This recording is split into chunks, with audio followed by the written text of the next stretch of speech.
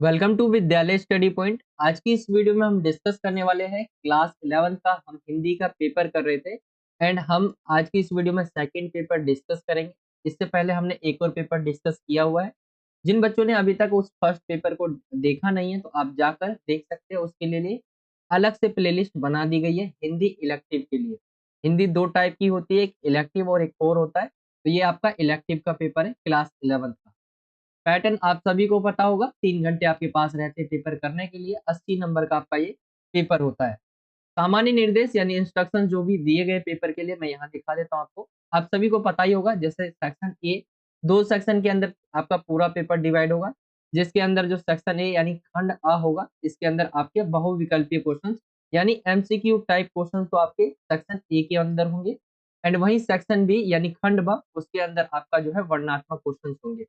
जो section A होगा उसके अंदर 6 क्वेश्चन एंड जो सेक्शन बी है उसके अंदर आपका 8 क्वेश्चन रहेगा। आप यहाँ पे देख सकते हैं 8 क्वेश्चन इसमें, और पेपर के अंदर टोटल 14 क्वेश्चन पूछे जाएंगे। तो इंस्ट्रक्शन है जो आपको पहले से पता होंगे, नहीं पता तो आई होप कि आप समझ गए होंगे, क्योंकि नए बच्चे भी आते हैं उनको बताना जरूरी होता है। यहाँ से आपका खंड अ जो है स्टार्ट हो जाता है एंड पहला ही क्वेश्चन आता है आपका अपठित गद्यांश को लेकर पहला क्वेश्चन। ये आपका गद्यांश दिया रहेगा एंड इससे रिलेटेड आपसे एमसीक्यू टाइप क्वेश्चंस आपको पूछे जाएंगे।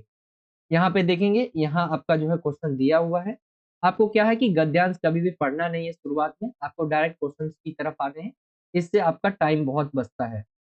तो पहले क्वेश्चन की तरफ आते हैं। पहला क्वेश्चन पूछा गया है पैसेज का, कायर और कमजोर व्यक्ति का कौन सा कार्य उपहास का कारण बन जाता है। उपहास का मतलब है कि एक तरह से हंसी का कारण जो है बन जाता है। कायर और कमजोर व्यक्ति का ऐसा कौन सा कार्य है। तो एक बार हम इसमें देखते हैं गद्यांश में इसका हमें आंसर मिलता है कि नहीं। जब कोई वीर पुरुष किसी को क्षमा करता है तो वह सुनने और देखने में अच्छा लगता है, लेकिन जब कोई कायर और कमजोर व्यक्ति किसी को क्षमा करने की बात करता है तो यह उपहास की बात हो जाती है। यानी किसी को क्षमा करने की बात की गई है इसमें। तो जब कोई ऐसा व्यक्ति जो कमजोर हो और कायर हो, वो किसी को क्षमा करने की बात करे तो वो उपहास का कारण बन जाता है। तो यहाँ पे आपके सामने ऑप्शन दिए हुए, दूसरों का उपहास करना, ख दिया हुआ है दूसरों की सेवा करना, ग दिया हुआ है किसी को क्षमा करना या काला करना। राइट आंसर आपका आ जाएगा उपहास का कारण कब बनता है, जब वो किसी को क्षमा करे। ऑप्शन जो ग है वो इसका राइट आंसर आ जाएगा। ऐसे ही दूसरे क्वेश्चन की तरफ चले तो दूसरा क्वेश्चन पूछा गया है, क्षमा हमारे जीवन का अलंकार जो है कब बनती है। यहाँ पे बोला गया है क्षमा हमारे जीवन का अलंकार कब बनती है, जब हम किसी को क्षमा करते हैं। बलवान विद्वान और प्रबुद्ध होने पर भी दूसरों को क्षमा करना, जब हम बढ़ा चढ़ाकर बातें करते हैं, या जब हम पूरी तरह कमजोर हो। ये आपके ऑप्शंस दिए हुए हैं। एंड अगर हम इसके आंसर्स की बात करें, अगर आप इसके अंदर जाएंगे तो देखेंगे पैसेज के अंदर यहाँ पे लिखा हुआ है, हम बलशाली और विद्वान हैं तो यही क्षमा हमारे जीवन का अलंकार बन जाती है। तो अगर हम देखें इसके ऑप्शंस को, ऑप्शन जो है हमारा बलवान विद्वान और प्रबुद्ध होने पर भी दूसरों को क्षमा करना, ये इसका राइट आंसर आ जाएगा। ऑप्शन था इसका सही हो जाएगा।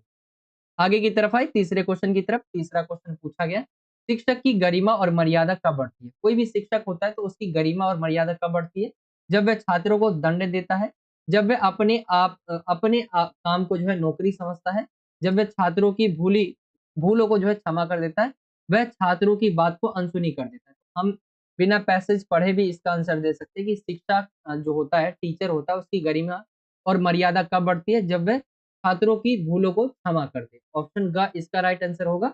बाकी हम इसमें पैसेज की तरफ जाएंगे एंड कुछ बच्चे ऐसे होते हैं जो पूरा का पूरा पैसेज में से ही देख के करते हैं। तो यहाँ पे देखेंगे, यदि शिक्षक उन भूलों को क्षमा कर देते हैं तो यहाँ शिक्षक की गरिमा बढ़ती है, मर्यादा बढ़ती है। तो आप देखेंगे इसका राइट आंसर जो मैंने आपको बताया, ऑप्शन ग यही सही हो जाएगा। आगे की तरफ आते हैं। आपका फोर्थ क्वेश्चन पूछा गया है, मनुष्य को आत्मघाती जीव क्यों कहा गया है। क्योंकि ये सभी का हित चाहता है, क्योंकि उसके सामने हितकारी कोई नहीं है, क्योंकि वह केवल अपना हित करता है, या क्योंकि वह हमेशा अपना नुकसान करने को तत्पर रहता है। ठीक है, ये आपके ऑप्शन दिए हुए। मनुष्य को आत्मघाती जो है जीव क्यों कहा जाता है, ये पूछा गया है। एंड अगर हम इस पैसेज के अकॉर्डिंग देखें तो यहाँ पे हम ढूंढते इसका आंसर। अ, पूछा गया आपका क्वेश्चन है, मनुष्य को आत्मघाती जीव क्यों कहा गया है। एक बार हम देख लेते हैं। यहाँ पे देखेंगे, इस संसार में मनुष्य ही एकमात्र ऐसा प्राणी है जो केवल अपना ही नुकसान करने के पीछे पड़ा रहता है। इसके सिवाय संसार में कोई दूसरा जीव नहीं है जो अपना नुकसान स्वयं करने की ताक में लगा रहता हो। हम जो भूल करते चले आ रहे हैं उससे हमारे शरीर का क्षय होता है, यानी नुकसान होता है, हमारा ही शरीर टूटता है, विकृत होता है, फिर भी मनुष्य गलती पर गलती करते चले जाते हैं।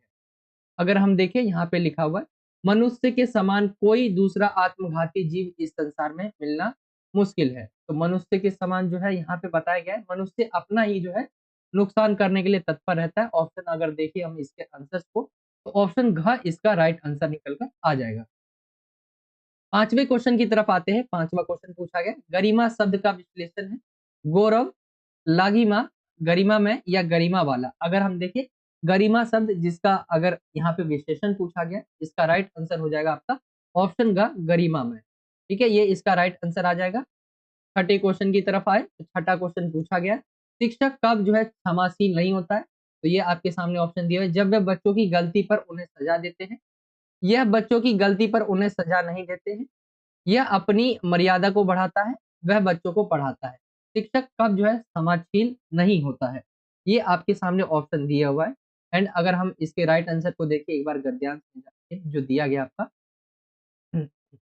यहाँ पे लिखा हुआ है, देखिए, उन्हें नीचा दिखाने का प्रयास किया जाए तो उस व्यक्ति या शिक्षक को हम क्षमाशील नहीं कह सकते। ऐसा करना हमारी भूल होगी। क्या? उन्हें पीटा जाए, यहाँ पे बताया गया जैसे, यदि बच्चों को उनकी किसी प्रकार की छोटी-मोटी भूलों के लिए के लिए यहाँ पे सजा आएगा, ठीक है?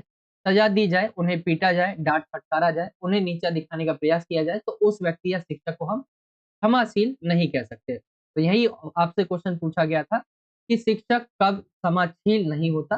तो कब? यह बच्चों की गलती पर उन्हें सजा नहीं देता है, ठीक है? जब वह बच्चों की गलती पर उन्हें सजा देता है, यह अपनी मर्यादा को बढ़ाता है, यह बच्चों को पढ़ाता है। कब जो है क्षमाशील नहीं होता है, यहाँ पे पूछा गया है, तो वह बच्चों की ये आपके ऑप्शन दिए हुए हैं एंड इसके राइट आंसर को अगर हम देखें, ऑप्शन जो ख है, मुझे ऐसा लग रहा है थोड़ा-सा कन्फ्यूजन है। शिक्षक कब क्षमाशील नहीं होता? क्षमाशील यानी क्षमा करने लायक नहीं होता है। अगर हम देखें, तो यहाँ पे एक बार चलते हैं दोबारा से। अ, यदि बच्चों को उनकी किसी प्रकार की छोटी-मोटी भूलों के लिए सजा दी जाए, उन्हें पीटा जाए, डाँटा-फटकारा जाए, उन्हें नीचा दिखाने का प्रयास किया जाए, तो उस व्यक्ति या शिक्षक को हम क्षमाशील नहीं कह सकते। तो यहाँ पे अगर हम देखें, कब की बात हो रही है? शिक्षक जब कब क्षमाशील नहीं होता है, तो जब वह बच्चों की गलती पर उन्हें सजा देता है, ये बच्चों की गलती पर उन्हें सजा नहीं देता। ऑप्शन था मुझे इसका राइट आंसर लग रहा है। बाकी एक बार मुझे कमेंट करके बताइए कि इसका राइट आंसर क्या निकल कर आएगा? ऑप्शन था ही सही होगा। 7वें क्वेश्चन की तरफ आते हैं। बच्चों का क्या काम होता है? काम करना, भूल करना, खेलना, पढ़ना। ये आपके ऑप्शन दिए हुए हैं एंड बच्चों के काम को लेकर बोला गया है, उनका काम क्या होता है? पैसेज के अकॉर्डिंग हम बताएँगे, तो यहाँ पे पैसेज में चलते हैं हम। बच्चों का क्या काम होता है अगर इसमें हमें मिल जाए तो? इस पैसेज के अकॉर्डिंग हमें बताना पड़ेगा, ठीक है? तो एक बार देख लेते हैं। यहाँ पे देखेंगे लिखा हुआ है, शिक्षक जो है बच्चों को पढ़ाते हैं, बच्चों का काम होता है भूल करना। तो ये राइट आंसर अगर हम देखें ऑप्शन जो आपके दिए गए हैं एंड इसमें ऐसे आप बोल सकते हैं बिना पैसेज को पढ़े कि बच्चों का काम क्या होता है पढ़ना। लेकिन पैसेज के अकॉर्डिंग अगर हम देखें ऑप्शन का इसका राइट आंसर होगा, भूल करना। 8वें क्वेश्चन की तरफ आएँगे। 8वां क्वेश्चन है, प्रबुद्ध शब्द में जो है प्रयुक्त उपसर्ग जो है क्या है? आपको बताना है।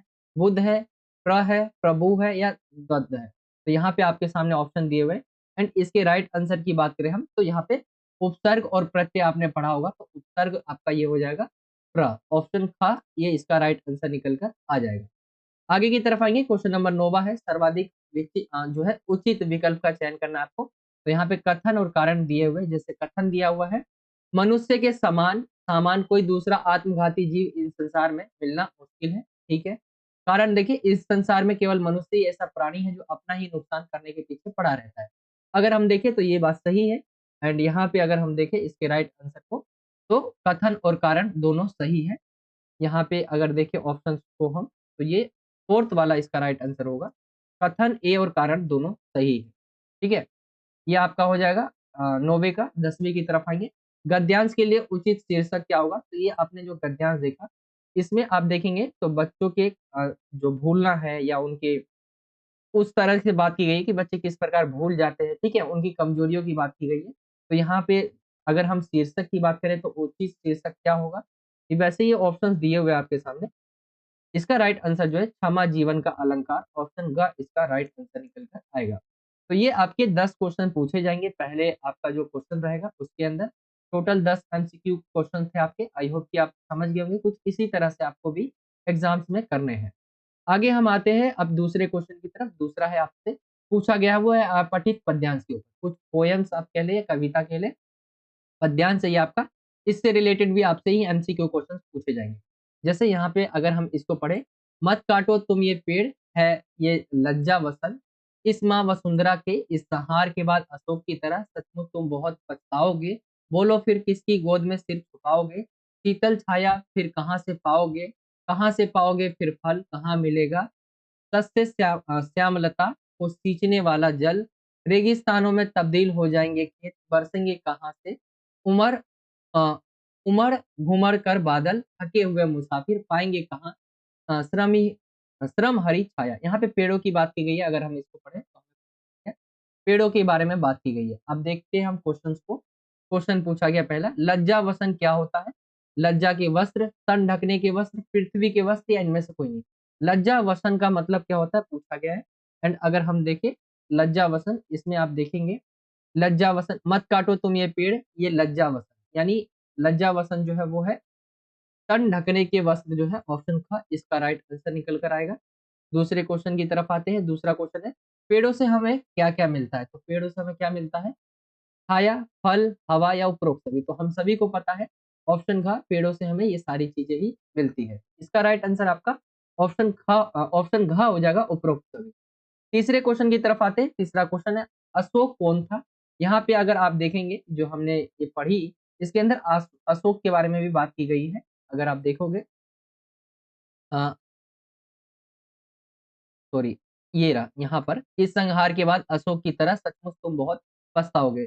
अशोक की बात की गई है। एंड यहाँ पे देखिए अगर हम, अशोक कौन था? एक पेड़ था, एक राजा, एक सन्यासी या इनमें से कोई नहीं। अशोक आप सभी जानते होंगे।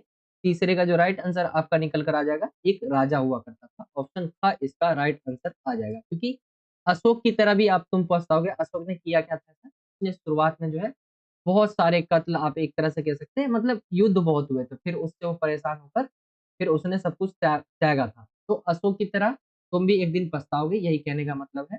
फोर्थ क्वेश्चन की तरफ आएंगे। श्रम हरि का अर्थ है श्रम को हरने वाला, श्रम को जीतने वाला, थकान दूर करने वाला, इनमें से कोई नहीं। यह है श्रम हरि का अर्थ क्या है? श्रम को हराने वाला, श्रम को जीतने वाला, थकान दूर करने वाला, ये इनमें से कोई नहीं। तो पेड़ों के बारे में बात की जाती है कि श्रम हरि है ये। तो अगर हम इसके राइट आंसर की बात करें हम, तो ये क्या है? पेड़ के नीचे जब हम बैठते हैं छायों में, तो थकान दूर करने वाला इसका श्रम हरि, यानी हमारे जो श्रम है उसको हर लेता है। ऑप्शन ग इसका राइट आंसर होगा। पांचवें क्वेश्चन की तरफ आएंगे। पांचवा है बिना पेड़ों के धरती कैसे होगी? अगर पेड़ नहीं होंगे तो धरती कैसे होगी? ऊसर, बंजर, रेगिस्तान या उपरोक्त सभी। अगर हम देखें इसके राइट आंसर को, तो ये आपका उपरोक्त सभी इस तरह से ही होगी। ऑप्शन घ इसका सही हो जाएगा। ऊसर भी होगा, बंजर भी होगा, रेगिस्तान भी होगा, अगर पेड़ नहीं होंगे तो उपरोक्त सभी इसका राइट आंसर निकल कर आ जाएगा। छठे क्वेश्चन की तरफ आए। छठा क्वेश्चन पूछा गया, कवि के अनुसार हम किसकी गोद में सिर रखकर विश्राम करते हैं? माँ की गोद में, पृथ्वी की गोद में, पेड़ों की छाया में, उपरोक्त सभी। अगर हम देखें इसके राइट आंसर को, यहाँ पे पूछा गया आपसे कि हम जो है कवि के अनुसार, जब कवि ने जो पंक्तियां लिखी है उसके अनुसार आपको बताना है कि हम किसकी गोद में जो है सर रखकर जो है सोते हैं। ठीक है, विश्राम करते हैं, सोते हैं, आप क्या। एंड इस पंक्तियों के अकॉर्डिंग आपको बताना है। तो यहाँ पे देखेंगे बोलो फिर किसकी गोद में सिर छुपाओगे, शीतल छाया फिर कहाँ से पाओगे। यहाँ पे पेड़ों की बात हो रही है। एंड हमें कवि के अकॉर्डिंग बताना है। तो कवि क्या है इसमें बता रहा है? पेड़ों की छाया में। ऑप्शन जो ग है वो इसका राइट आंसर जो है छठे का हो जाएगा। छठे का आपका ग हो जाएगा। आगे हम आते हैं अगले क्वेश्चन की तरफ। अगला क्वेश्चन है, कवि सस्य श्यामलता किसे कह रहा है? सस्य श्यामलता किसे कह रहा है? पेड़ों को, खेतों को, वसुधा को या उपरोक्त सभी। अगर हम देखें इसमें किसको कह रहा है, एक बार चलते हैं पंक्तियों में एंड देखते हैं सस्य श्यामलता के बारे में। यहाँ पे लिखा हुआ है देखो, कहाँ से पाओगे फिर फल, कहाँ से मिलेगा सस्य श्यामलता को सींचने वाला जल। ठीक है। एंड सत्य श्यामलता को सींचने वाला जल। अब इसके ऑप्शंस को देखिए हम एक बार, तो यहाँ पे इसका राइट आंसर आ जाएगा आपका वसुधा को, ऑप्शन ग इसका राइट आंसर आ जाएगा। 8वें को देखें, मुसाफिर का क्या अर्थ है? घूमने वाला, यात्री, श्रम करने वाला या थका हुआ। अगर हम देखें मुसाफिर कौन होता है? यात्री, यात्रा, ट्रैवलर को हम मुसाफिर बोलते हैं। ऑप्शन ख इसका राइट आंसर आ जाएगा। तो 2 क्वेश्चन हो गए आपके, एंड ये 8 नंबर का आपके एग्जाम में पूछा जाएगा। तो 10 और 8 18 नंबर का जो है आपका 2 क्वेश्चन रहेगा शुरुआत के। आई होप कि आप सभी समझ गए होंगे इन क्वेश्चनों को, एंड इसी तरह से आपको ये करना पड़ेगा। 2 क्वेश्चंस कंप्लीट हो गए आपके। चलते हैं अब अगले क्वेश्चन की तरफ, जो कि आपका अभिव्यक्ति और माध्यम वाली जो किताब है उससे पूछा जाएगा। तीसरा क्वेश्चन, संचार प्रक्रिया में किसके द्वारा कूटवाचन अथवा डिकोडिंग की जाती है? तो ये मैंने क्वेश्चन आपसे पहले भी डिस्कस किया था। कूटवाचन मतलब और डिकोडिंग का मतलब मैं आपको पहले बता देता हूँ। डिकोडिंग या कूटवाचन ऐसे वर्ड होते हैं जिनकी कोई एक अर्थ नहीं होता है, एंड जो इसको प्राप्त करने वाला होता है, जो इसको लेता है, वो उसको अर्थ देता है। जैसे संचारक, वक्ता, प्राप्तकर्ता या उपरोक्त, सभी आपके ऑप्शन दिए हुए। तो संचार प्रक्रिया में किसके द्वारा कूटवाचन अथवा डिकोडिंग की जाती है? वो है प्राप्तकर्ता के द्वारा। इनके द्वारा ही कूटवाचन यानी डिकोडिंग का मतलब आप समझ सकते हैं कि एक किसी चीज का अर्थ नहीं है, वो इनको अर्थ देते हैं। तो ऑप्शन ग इसका राइट आंसर हो जाएगा। दूसरे क्वेश्चन की तरफ आए। दूसरा क्वेश्चन है, जब दो व्यक्ति आपस में और आमने सामने संचार करते, ऐसी स्थिति प्रकार के संचार उदाहरण है। यानी ऐसी स्थिति किस प्रकार के, यहाँ पे किस भी आएगा, किस प्रकार के जो है संचार का उदाहरण है? अंतर व्यक्तित्व, जन संचार, समूह संचार या अंतर व्यक्तित्व संचार। तो जब दो व्यक्ति आपस में जैसे आमने सामने बात करते हैं ना, उसको क्या कहते हैं? वो आपका राइट आंसर निकल कर आ जाएगा। ऑप्शन घ अंतर व्यक्तित्व संचार, ये हो जाएगा। जब आप अपने दोस्तों से, एक दोस्त यहाँ खड़ा है, एक यहाँ खड़ा है, और आपस में आप जब बातचीत करते हैं, तो ऐसी स्थिति को अंतर व्यक्तित्व संचार की श्रेणी में रखा जाता है। तीसरे क्वेश्चन की तरफ आए। तीसरा क्वेश्चन है, बाहर से खबरें लाने का काम कौन करता है? संपादक, संवाददाता, सह संपादक या उपरोक्त में से कोई नहीं। तो इसके अगर हम राइट आंसर की बात करें, ये दिया हुआ है क्वेश्चन की बाहर से खबरें, जैसे आप देखेंगे जो खबरें छपती है अखबार में हो जाए या चाहे न्यूज पे आती है, तो वो थोड़ी नहीं वो खुद जाकर लेते हैं, नहीं, उनको कोई देता है लाकर। तो बाहर से खबरें लाने का काम कौन करता है? आपके सामने ऑप्शन दिए हुए, एंड इसका राइट आंसर आपका हो जाएगा संवाददाता। ऑप्शन था तीसरे का राइट आंसर हो जाएगा। संवाददाता जो है, जो भी न्यूज रहते हैं उनको लाकर देते हैं। तो इसका राइट आंसर अगर हम देखें, संवाददाता निकल कर आ जाएगा। आगे की तरफ हम आते हैं फोर्थ क्वेश्चन की तरफ। निम्न में से किसने हिंदी का पहला साप्ताहिक पत्र निकाला था? तो उदंड जो है माद्रंड, जेम्स ऑगस्टस हिसी हिकी, पंडित जुगल किशोर शुक्ल या रामचंद्र शुक्ल। निम्न में से किसने हिंदी का पहला साप्ताहिक पत्र निकाला था? आपसे पूछा गया है क्वेश्चन में। एंड अगर हम देखें, ये इसका राइट आंसर आपका निकल कर आ जाएगा। हिंदी का जो सबसे पहला साप्ताहिक पत्र निकाला था वो था पंडित जुगल किशोर शुक्ल। ऑप्शन ग इसका राइट आंसर निकल कर आ जाएगा। आगे की तरफ आए। पांचवा क्वेश्चन पूछा गया, पहली मूक फिल्म कौन सी थी? आलम आरा, राजा हरिश्चंद्र, अंकुर या राजा रामचंद्र। ये आपके सामने ऑप्शन दिए हुए हैं। पहली मूक फिल्म कौन सी थी? आप सभी को पता होगा, राजा हरिश्चंद्र जो है पहली मूक फिल्म थी। ऑप्शन ख इसका राइट आंसर हो जाएगा। तो ये आपका जो है अभिव्यक्ति और माध्यम से कुछ क्वेश्चन पूछे जाएंगे एमसीक्यू के, जो इस तरह से आपको करने होंगे। ठीक है, आई होप कि आप समझ गए होंगे। चलिए अब आगे चलते हैं हम फोर्थ क्वेश्चन की तरफ। फोर्थ जो है वो है पाठ्य पुस्तक, जो आपका अंतरा भाग 1 है। अब उससे पूछे जाएंगे क्वेश्चन। ये आपका दिया हुआ है काव्यांश, एंड काव्यांश से रिलेटेड एमसीक्यू क्वेश्चन ही पूछे जाएंगे। तो इस काव्यांश को आप देख रहे हैं, जैसे साहिब अंध मुसाहिब मूक सवा बहिरी, रंग रीज को माच्यो, भूल्यो कहाँ भटकयो घट ओघट, बुढ़बे को काहू कर्म न बाच्यो, भेष न सूझ्यो कहियो समझयो, न बतायो सुन्यो न कहा रुचि राच्यो, देव तहाँ निबरे नट की बिगड़ी मति को सगरी निसी नाच्यो। तो इस तरह से आपका जो है काव्यांश दिया हुआ है, इससे रिलेटेड आपसे क्वेश्चन पूछे जाएंगे। जैसे पूछा गया है, कवि के अनुसार राज्य का राजा कैसा था? तो यहाँ पे प्रजा को प्रेम करने वाला, प्रजा की देखभाल करने वाला, प्रजा से नफरत करने वाला या प्रजा में रुचि ना रखने वाला। अगर हम देखें इसके राइट आंसर को, तो यहाँ पे अगर आप इसके अंदर देखेंगे, तो अगर आपने ये चैप्टर पढ़े होंगे तो इसमें आप कर पाएंगे, जो जिसमें बताया जाता है कि क्या है, प्रजा में ये रुचि नहीं रखता है। तो कवि के अनुसार जो है बताया गया है, राजा, राज्य का राजा कैसा था? तो प्रजा में वो क्या है, रुचि नहीं रखता था। ऑप्शन इसका राइट आंसर ऑप्शन घ आ जाएगा। आगे की तरफ आए दूसरे क्वेश्चन की तरफ। दूसरा क्वेश्चन पूछा गया है कवि के अनुसार जो है उस राज्य के लोग पूछा गया है कैसे थे? कर्तव्य यहाँ पे पूछा गया है कवि के अनुसार उस राज्य के लोग कैसे थे? कर्तव्यनिष्ठ, ईमानदार, कर्तव्य से विमुख या बुद्धिमान। ये आपके सामने ऑप्शन दिए हुए एंड यहाँ पे देखिए हम राइट आंसर जो है वो थे कर्तव्य से विमुख। ऑप्शन ग इसका राइट आंसर आ जाएगा। तीसरे क्वेश्चन की तरफ चले। तीसरा क्वेश्चन पूछा गया है कवि के अनुसार राज्य का मंत्री कैसा था? अंधा था, बहरा था, प्रजा से प्रेम करने वाला था, प्रजा की समस्या न देखने वाला था। तो कवि के अनुसार अगर हम देखें वो जो था राज्य का मंत्री जो था वो कैसा था? तो वो प्रजा की जो भी समस्या होती थी उसको देखा नहीं करता था। ऑप्शन ख इसका राइट आंसर हो जाएगा। कवि के अनुसार उस राज्य में क्या-क्या बिगड़ा हुआ था? तो यहाँ पे देखेंगे राजा, मंत्री, प्रजा या समूचा राज्य। कवि के अकॉर्डिंग अगर हम देखें तो पूरा राज्य जो है वो बिगड़ा हुआ था। ऑप्शन घ इसका राइट आंसर आ जाएगा। आगे की तरफ आए, पांचवा क्वेश्चन है कवि जिस राज्य की बात कर रहा है वह है प्रजा के लिए सर्वोत्तम, राजा के लिए श्रेष्ठ, प्रजा के लिए खराब या सबके लिए बिगड़ा हुआ। अगर हम देखें ये इसका राइट आंसर आ जाएगा आपका सबके लिए बिगड़ा हुआ राज्य है ये। ऑप्शन जो है इसका भी घ हो जाएगा। तो ये आपका फोर्थ क्वेश्चन पूछा जाएगा आपकी किताब जो है अंतरा भाग 1 उसी से पूछा जाएगा बट ये आपका काव्यांश से रिलेटेड एमसीक्यू क्वेश्चन। ठीक है, आगे हम आते हैं। अब दिया रहेगा आपका गद्यांश एंड गद्यांश से रिलेटेड भी एमसीक्यू क्वेश्चंस पूछे जाएंगे। ये आपका पूरा गद्यांश है। आप इन्हें पढ़े ना, टाइम वेस्ट होगा। ठीक है, आप डायरेक्ट क्वेश्चन पे आए। पहला क्वेश्चन जैसे पूछा गया है प्राचीन समय में शिक्षा के प्रसार का जिम्मा किस पर था?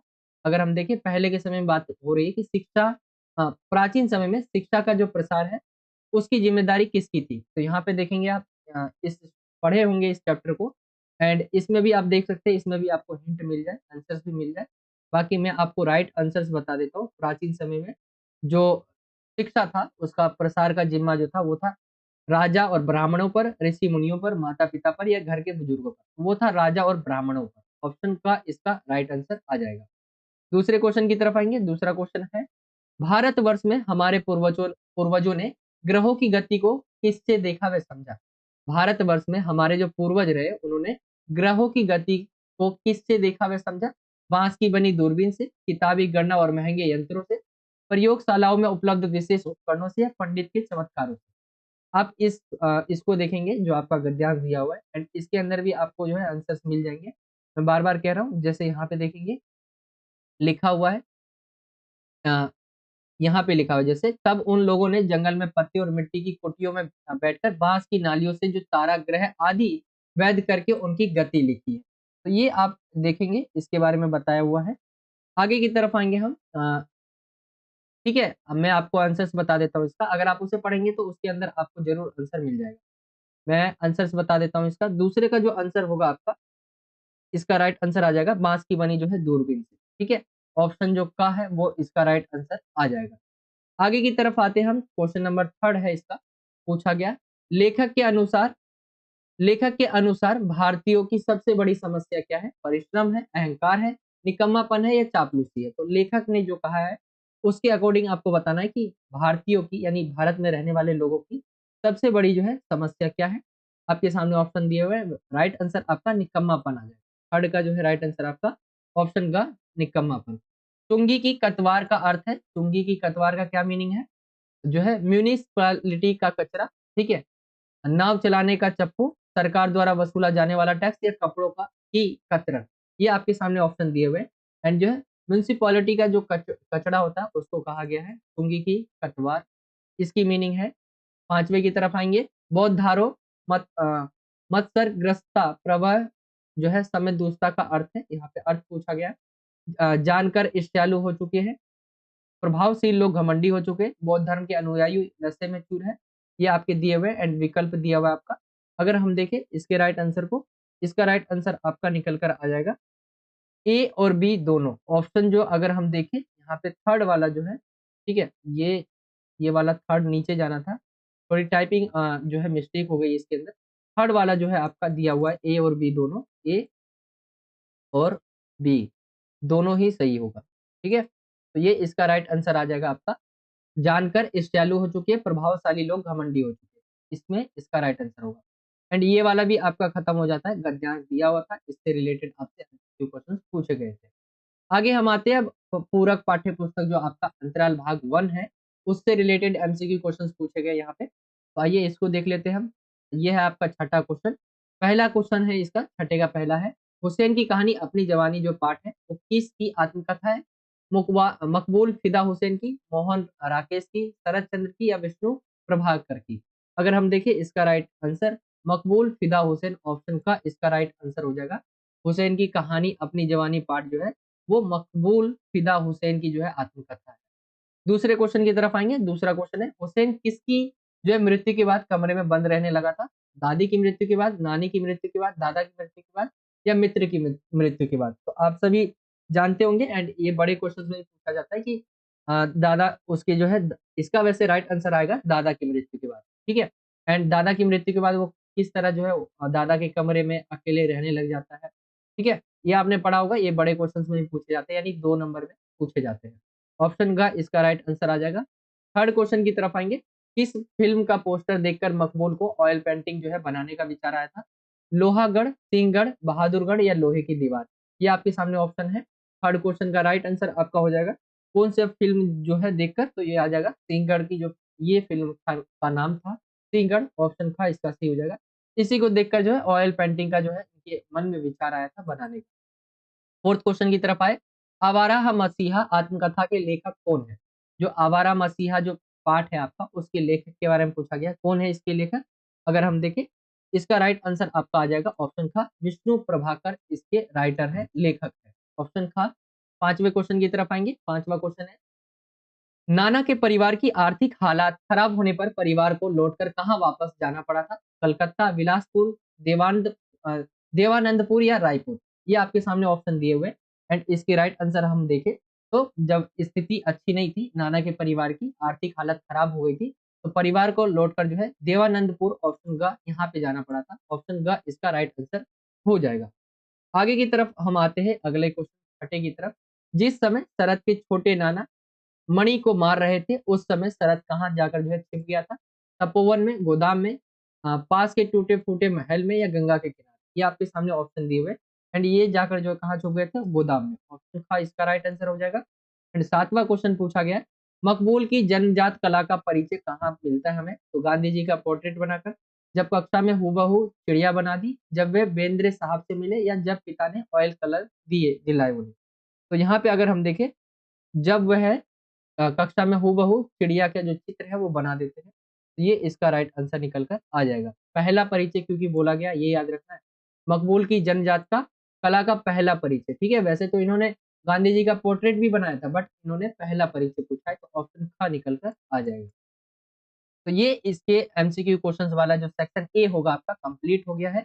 आई होप कि आप यहाँ तक जरूर समझ गए होंगे एंड सेक्शन ए आपका कंप्लीट हो गया है। इसके अंदर टोटल 40 एमसीक्यू क्वेश्चन थे एंड 40 नंबर का ही आपका सेक्शन ए रहेगा। आई होप कि यहाँ तक जरूर आप समझ गए होंगे एंड सेक्शन ए आपका कंप्लीट हो गया है। यही रहने देते हैं पार्ट 1 को। सेकंड पेपर का जो हमने पार्ट 1 कर लिया है, पार्ट 2 भी आपको इसका लिंक डिस्क्रिप्शन में मिल जाएगा, वहां से आप देख लेना, मैं जल्दी उसको भी प्रोवाइड करवा दूँ।